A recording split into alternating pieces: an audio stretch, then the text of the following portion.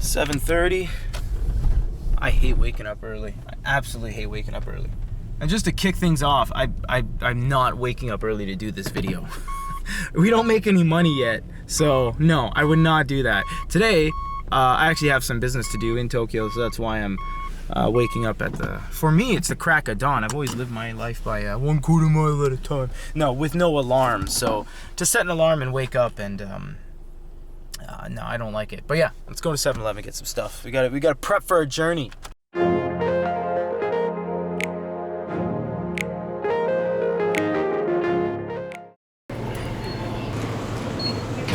It's gonna be good weather today too, sweet. So, breakfast of champions. Got my Kilimanjaro hot coffee, a bottle of water, and a pack of rice crackers and peanuts called Kakipi. Step one before you get on the highway. Most, if not all, modern new cars will have this. This is an ETC card. So this card is required to electronically collect the toll from you. So yeah, you just put that in, and then you wait for the lady to say,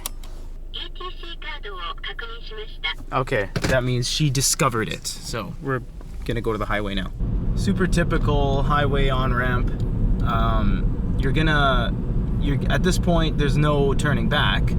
So you do have to decide what booth you are going through. If you're gonna be going through the ETC booth, you'll look for that sign on the left right there that has the arrows, the green sign, and the purple logos. If you do not have an ETC, you go to the one on the left. That's the one where you just go if you have like a garbage truck.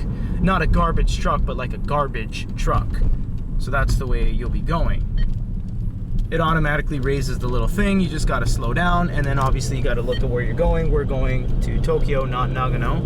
So we go into this way. And then we're off. We got ourselves plus 51 minutes of traffic right before where I need to go. So, and we are going to downtown Shinjuku today, so it's actually the Sumitomo building, which is directly across the street from Shinjuku Station. So it's about as busy as a place you can get. So, all things considering, 51 minutes is not bad then if you scale it like that. Now, if you're looking for a scenic drive in Japan, don't take the highway. The highway's all business. For example, we just entered Kanagawa. Yeah, that's it. It's just a highway, because the highway system is a little bit of a beast. It's its own beast, I should say. It's completely isolated and closed off. There's no exits on or off the highway other than those paid toll booths. You can't sneak your way on a highway. So by doing that, yes, we're in Kanagawa, the home of Yokohama and famous what do you call that? That brick building. I forget what it's called. It's a big red brick building. It's got like a lot of high brand name stuff in it. That as well, and the cup noodle factories in Kanagawa as well. But you'd never know it on a highway because you just whip through all the prefectures so fast to get to where you're going that it's seamless. Here we are, guys. The biggest city on earth. Here it is. I'm gonna turn the camera. We're ready, okay? Oh, look at all the building. Oh, wait a second. Wait a second. Tokyo is a prefecture, so half of it is just trees and mountains and stuff. And in fact, there are islands further south than Okinawa that are still technically Tokyo prefecture. So you could be like an island bumpkin and still say, oh yeah, I'm from Tokyo, but like, you know, you're on some sandy atoll in the middle of the ocean. So yeah, you know, I'm not looking down on anyone. I don't live in Tokyo. I'm just saying, when it comes to it, people always say like, you know, so Tokyo is a city, and actually no, they have like a metric crap ton of cities inside Tokyo. They have 23 very popular cities called the 23 wards of Tokyo, like Shinjuku, Roppongi, Chuo, you know, I think Chofu, something like that. But yeah, the actual Tokyo, you'll never see a Tokyo license plate. If you've watched our license plate video, you'll never see a Tokyo license plate because they don't exist, because Tokyo is not a city. It's too big of an area to be a city, and in fact the major metropolitan area of Tokyo has more people than all of Canada in it. So a lot of people. Sometimes without an entrance or an exit, you will find toll booths on the highway, in which you have to slow down from 120 or however fast you're going, and slowly choose your lane. You can go you see that guy's going regular lane. He doesn't have an ETC reader. I will go this lane. You just slow down, and then it opens, and then all the navies and stuff start yapping away again.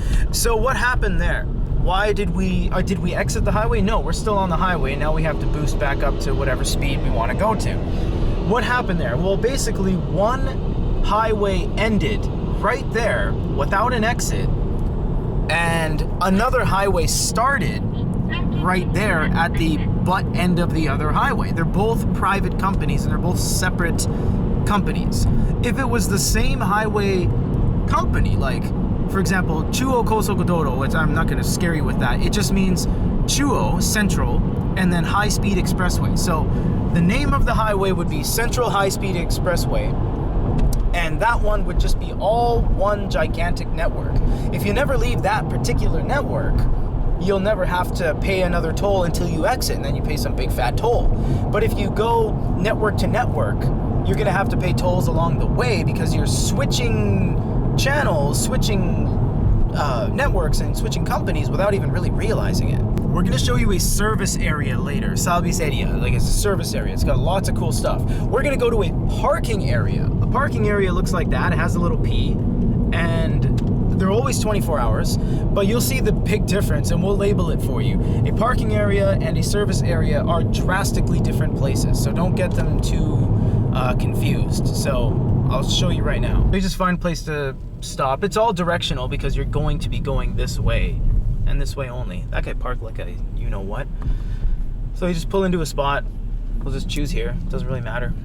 And let's just tour around real quick.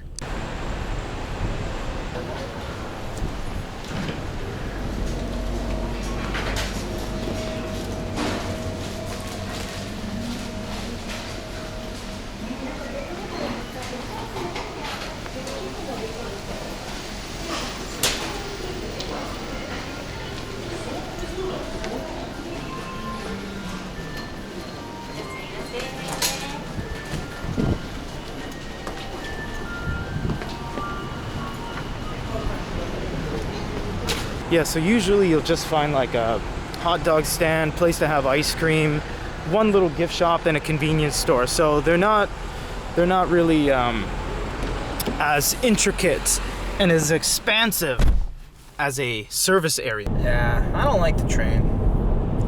I mean, unpopular opinion, but I don't like the train. I know that people revere the Japanese transit system, or the Tokyo transit system, as one of the most interwebbed, interlinking, most convenient, and punctual transit systems in the world. And in fact, Shinjuku Station is the busiest train station in the entire world. It's not that it's like, you know, too many people. I mean, but just the fact is there's too many people. So it's nice to have a little bit of an escape oasis, because when I get there, there will be people. There's a lot of freaking people in Tokyo. So yeah, I just think like this is the one, my to and from should be like peaceful. All my GPSs are going because I've talked to taxi drivers in like the Tokyo area, and man, even they don't know where they're going. Like, it's a tough place to drive, and I've been to a lot of places. I've driven a lot of places. I've been to Taiwan. Turn right onto the ramp. Okay, been to downtown Tokyo many times here. Las Vegas, Seattle, Vancouver. This has got New York, Manhattan. Yeah, this has to be definitely one of the most, even for like a seasoned driver, it's not stressful to drive here. If you're a driver, it's not stressful. But like, you can't miss a beat, because you miss one exit or on-ramp or one of these little, like, should I be up there? Should I be up here? Should I be down there? Because I'm on a 3 level here. You miss one and you're screwed. It could be a 1-minute reroute or a 10-minute reroute.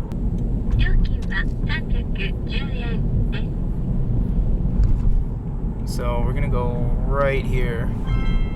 Up ahead, intersection. See, you can't park there, but because there's so many people parking, it's like, well, they just park. Okay, you have to be quiet.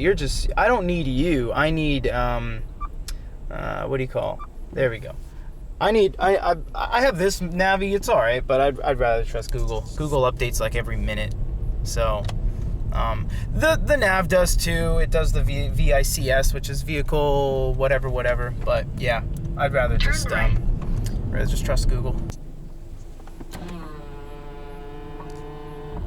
I mean, that's basically it. You don't have to see what I'm doing down here today, and actually, if you want to see, you can check the video in the card above. But that's how you drive into Tokyo. So we're gonna chop, and we're gonna drive out of Tokyo and back home. So you saw the parking area. It was just whatever. I mean, there's only a few shops, that kind of thing. It was a toilet. There's nothing much there. I mean, nothing you can't find anywhere else. SA, alternatively, is a service area, and we are on the way back home now, so we're gonna show you one of these.